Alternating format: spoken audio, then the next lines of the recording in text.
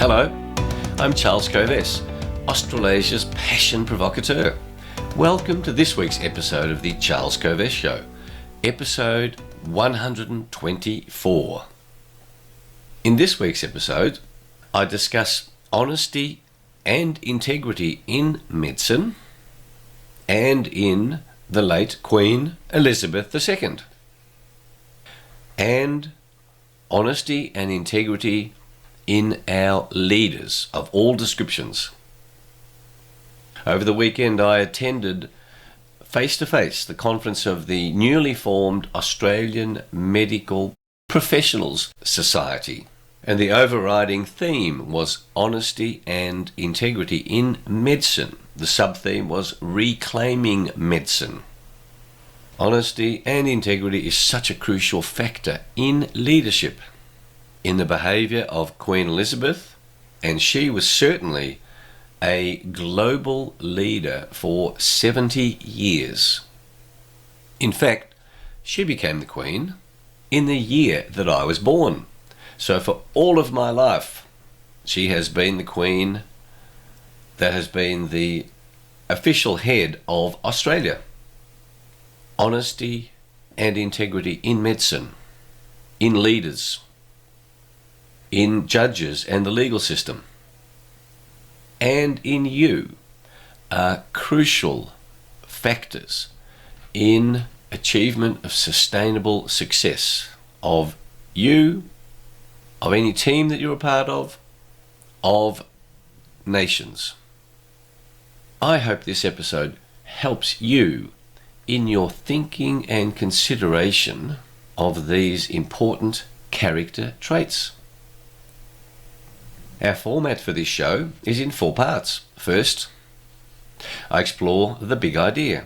Secondly, I share 6 resources that will help you get full value from this week's big idea. Thirdly, I do a quick review of the week about what's happened in our lives, Julie's life, and perhaps the life of the planet.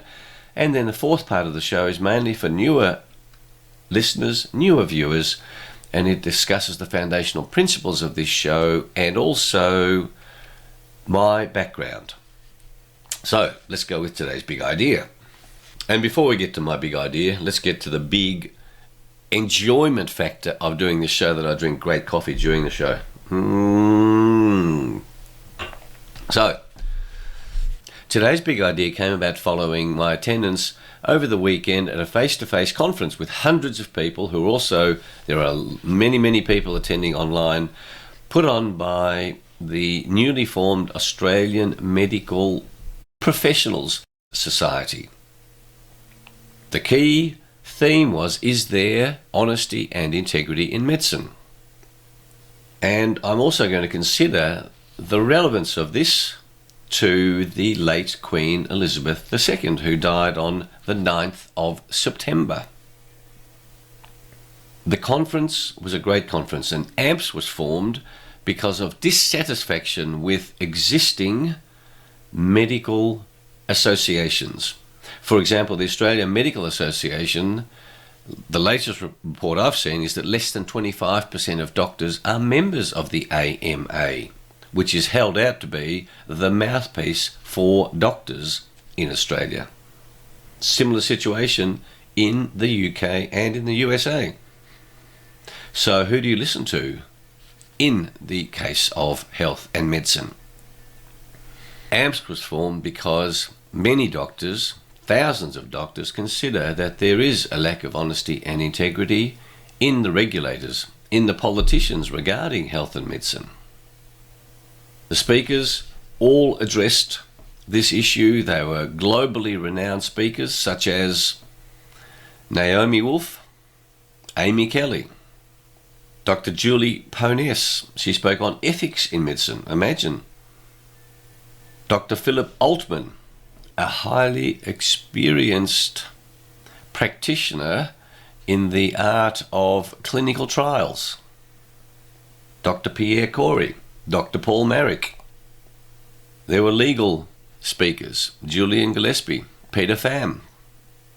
Professor Gigi Foster talked about the cost-benefit analysis of decisions taken by governments. She describes herself as a social scientist, and she's also been interviewed by me twice on my radio show, TNT Radio. And then Dr. Robin Cosford. Honesty, integrity, ethics. And then how is this relevant to the late Queen Elizabeth? She was loved and respected by millions around the world. I suggest to you that leaders who exhibit honesty and integrity are loved and respected. The Queen had bundles of honesty and integrity and ethics.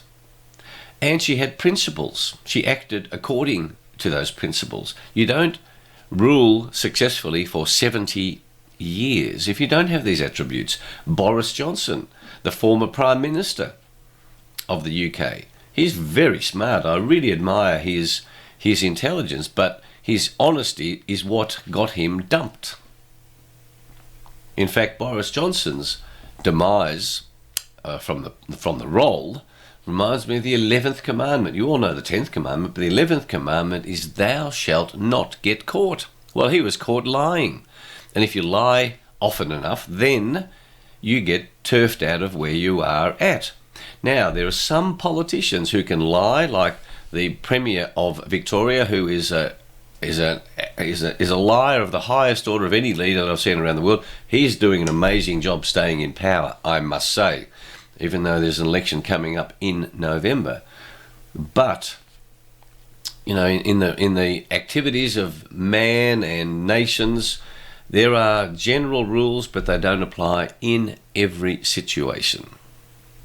Now, whilst the Queen might have done things that you and I don't yet know of, and we might find out in her biographies in the years to come, and that's one of the interesting things about biographies, that the nitty-gritty details come out, but the fact is that leaders do not disclose everything that they do not disclose every factor that they take into account, but the people whom they lead get an overall sense of honesty and integrity of those who are leading them. Teams, big groups of people, all need leaders. I have not seen a successful group of human beings who have not had leaders. And some people say, well, we just have collective leadership. I say that doesn't work. I see no evidence that that works. At some point in time, because we're all weirdos, as you've heard from different shows, earlier shows, and it's a constant theme in my work, each one of us is a weirdo. And so a group of human beings come together, someone has to make a decision. And views are expressed. And the Queen had, you know, the amazing thing about the British monarchy is the systems that are put in place to avoid crazy decisions being made. One of the reasons why so many bad decisions have been made by governments in Australia is because the normal system of government was suspended for the reasons that you may well be suspicious of. Leaders with honesty and integrity, organisations that have leaders who exhibit honesty and integrity, that then create trust in those organisations and in regulatory bodies and in the law, they thrive. At the end of the day, truth comes out. And that is when you can test whether people were honest and acted with integrity. And as I said a moment ago, biographies then help you to assess in your journey in life, hey, I wonder how much I can believe in what I'm reading today. And you base that on biographies of previously deceased leaders. I'm a big fan of Buckminster Fuller. He was awarded 47 honorary doctorates, and he said this: integrity is the essence of everything successful. So if you lead a group of human beings, I urge you to be as honest as possible and to act with as much integrity as possible. I don't say 100% honesty, because it's really hard. You know, it's an interesting battle of how honest. The more honest you are and the more integrity that you demonstrate, I say the more successful you will be. So let's share some resources that help you think about this topic.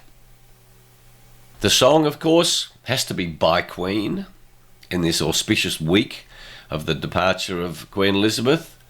And the song is Another One Bites the Dust. A little bit of humour here. Another one bites the dust. Another one bites the dust. Another one gone and another one gone. Another one bites the dust. Well, the relevance of that is that even though the Queen was the Queen for 70 years, she too is mortal. She too bit the dust. You are going to bite the dust. I'm going to bite the dust. So, in my day-to-day thinking, I really get rid of my stress by going, well, we're all going to die. Don't take this life too seriously. The planet's been around for 4 billion years. The universe has been around for 13 billion years. Remain a little bit playful in all of this. In fact, very playful, I suggest. My book this week is not a book at all, but you will read a book if you read sufficiently about the newspaper reports and newsletter reports about the Queen. Read reviews of her life, read the obituaries, see what you can learn about honesty and integrity and leadership by thoughtfully reading, not just as a piece of news, but reading and thinking about what is written about this extraordinary leader, 70 years of leadership of a nation. My health tip is from Professor Ian Brighthope, wonderfully experienced practitioner. And he was a speaker. I meant to say that he was a speaker at the AMPS conference. And his mantra is vitamin C, vitamin D, zinc. Get it into you. Vitamin C, vitamin D, zinc. Make sure you're having enough of it.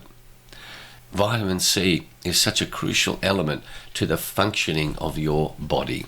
My spiritual tip is to meditate on times in your life where you have been less than honest, acted with less than full integrity, and also meditate on the question of, hey, how honest are you? How much integrity do you exhibit? I suggest your awareness around honesty and integrity in your own behaviour is going to be a crucial factor in raising the quality of your decision making, and a factor in your sustainable success. My quote is again from Buckminster Fuller, and it's very relevant to the medical practitioners who have established the new society AMPS. And it's this: you never change things by fighting the existing reality.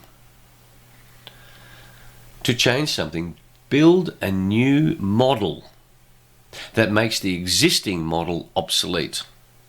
Think about that. If you're unhappy with something, build a new model. Don't tear down the existing one. Build a better one. And then it attracts people to the new model. And then lastly, since we're talking about honesty, let's talk about honesty in judges. And this was a US court case. The judge was sitting on the bench, lawyer for the plaintiff, lawyer for the defendant, and the judge called the two lawyers up to the bench. Of course, he didn't drink the coffee like I do. And he said to the plaintiff's attorney, he said, listen, you've given me $1,000 to decide this case in your client's favour. And he turned to the lawyer for the defendant and said, and you've given me $1,500 to decide this case in your client's favour. So, what I'm going to do is give you back $500 and then I'll decide the case on its merits. Ha, there you are. There's an honest judge. Quote, honest, end quote. Ha. So, have a think about using these resources and how they make you think about honesty and integrity. Medical professionals have set up a new society. What are you going to set up that's new?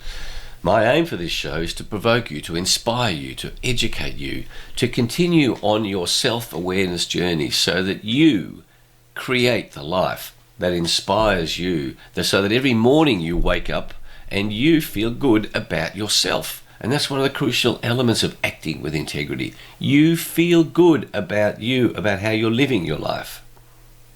I invite you to subscribe to this podcast, to subscribe to this YouTube channel by clicking the button below. You can discover more about the self-awareness and passion quest at the website charlescovest.com, and then corporate programs and public programs at covest.com. My books Passionate People Produce and Passionate Performance are available at both of those sites. Now, let's do a quick review of what's happened during the week. Again, I moderated 2 global meetings of the medical doctors for ethics. I won't mention the word. And the speakers were Professor Dave Collum from Cornell University on Monday, and Dr. Scott Atlas, who was a medical advisor to Donald Trump for 6 months, on the Wednesday. Both excellent discussions on trust in leadership by Scott Atlas, and an overview about what's happening on the planet and how to think about it by Professor Dave Collum, who has proven himself to have the courage to do his own thinking, the courage to admit, hey, I don't know a lot of stuff about a lot of stuff, but here's some stuff that I do know. On the 9th of September, as you know, the Queen died, but that also happened to be would have been my dad's 99th birthday. Well, it was the 99th birthday of my dad, who was born on the 9th of September in 1923. So I will forever remember the day that, and my family will, that the day the Queen died after her 70-year reign. I spoke at the Italian Hemp Conference on Friday night. I was invited to go to Naples in Italy to speak, but I decided that travelling to do a speech was a bit too difficult, so I delivered it via Zoom. I also spoke at the Medicinal Cannabis Conference on Saturday in Melbourne, so I was going backwards and forwards between the AMPS conference and the Medicinal Cannabis Conference. The health benefits of medicinal cannabis are amazing. Keep doing your research and learning about it. If you would like information about it, please get in touch with us. And I've also been talking to people on establishing industrial hemp on the Isle of Man and in the United Kingdom. So hemp, you keep watching. All of you viewers and listeners, raise your awareness around cannabis, industrial hemp, because it will make a huge impact on the planet, a big global impact. And in the meantime, of course, Julie and I continue to do our exercise regime, continue to be careful about what we put into our bodies, because we, as producers, as deliverers of this show, we walk our talk. That's what it means to act with integrity. I don't share anything in this show that I'm not willing to do myself. So look after this wonderful machine that you have. So, if you're new to the show, stick around for the 4th part of the show, where I discuss the foundational principles of the show and some background about me, if you are interested in that. And again, thanks for watching, thanks for listening, and until our next show, may your week be full of passion, full of challenge, with plenty of humour, with stress that you control through your willingness to embrace this wonderful gift that we have called life. Have a great week. See you next week. Bye.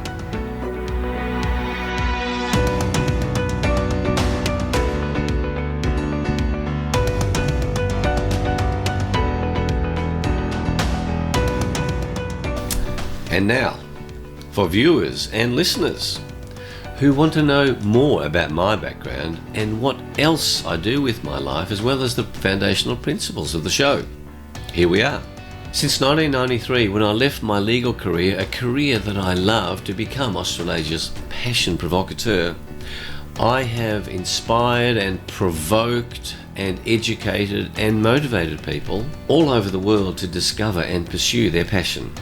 I have helped people via the books that I've written, via speeches at conferences, via in-depth team building programs, workshops over 1, 2 or 3 days, or over 3 months, 6 months. And I've coached people of all ages, one-on-one, from small, medium and large enterprises, government enterprises, helping them to identify the often tiny changes that can make a massive difference. One of my core principles is that freedom is what makes us truly human. That's why one of the greatest threats that government imposes on you to force you to observe its laws is the threat of imprisonment, the loss of your freedom. Just think about that. Government says if you don't behave yourself, we're going to put you in jail. No, I don't want to go to jail. I don't want to lose my freedom. That's a reminder to you of why freedom is so important. Without freedom, you and I are not much different to animals. If you were locked up in a cage for the rest of your life, how different would you be to an animal? This commitment to fighting for freedoms for all people is carried out by me primarily through 5 channels. Number 1, preserving the freedom to pursue your passion. Number 2, inspiring you to be able to be free through excellent health. Number 3, helping preserve freedom throughout the world through the expansion of industrial hemp, a magnificent agricultural crop, an almost miraculous crop that enables every community to thrive independently of government. In this way, the power of government to take away freedom is minimized. Number 4, fighting for freedom through legal strategies. So I do work as a legal strategy consultant, as an interface between clients and their lawyers. And number 5, as chairman of the Australian Institute of Comedy and as a board member of the Australian Cartoon Museum, fighting for the freedom of thought and speech through uncensored comedy and humour, through avoiding political correctness in the comedic space. When you block freedom of speech, freedom of thought, that's the beginning of the end of your freedoms. The foundational principles for the Charles Kovess Show are founded on the formula SA plus P equals S. Your self-awareness added to your passion will guarantee that you are successful. And the best definition of success I have found in life is that success is the progressive realization of your worthy ideals. The progressive realization of your worthy ideals. This show is also guided by Socrates' famous principle and quote, "The unexamined life is not worth living." You can see I'm wearing my red jacket. I wear my red jacket for all my shows. Red is the color of passion, so that when you see me on the YouTube version, it reminds you that when you see red in your life, you ask yourself the question, am I pursuing my passion? What am I passionate about? Am I still passionate about that? What might I newly be passionate about? Each week I explore one big idea that can change your life. And it's just one big idea because there's a chance you will remember it. If I give you too many ideas, then we get confused and we don't do anything. Clarity leads to power. Confusion kills passion. Each week I share simple and practical resources that you've heard me describe in the earlier part of the show. A spiritual tip, a health tip, lyrics of a song, a book, a quote, and of course humour. This show is not politically correct. I have no intention of being politically correct. And I love certain addictions, including my addiction to great coffee, my addiction to exercise, my addiction to reading, and my addiction to certain other unmentionable in public type behaviours. Who would know what they are? This show definitely subscribes to the view that we have a spiritual life. So if you don't like discussion of spirituality, this show is not for you. I promise you that I don't include anything in this show that I don't consider to be true and that I have not found to be useful in the work that I've done over the past 28 years, but also over the past 50 years in business, as a lawyer, as a consultant advisor. I only want to share stuff with you that is of value to you. Finally, if you have any questions or suggestions, please feel free to contact me at charles@covest.com. Again, thanks for watching and listening to my show. Bye.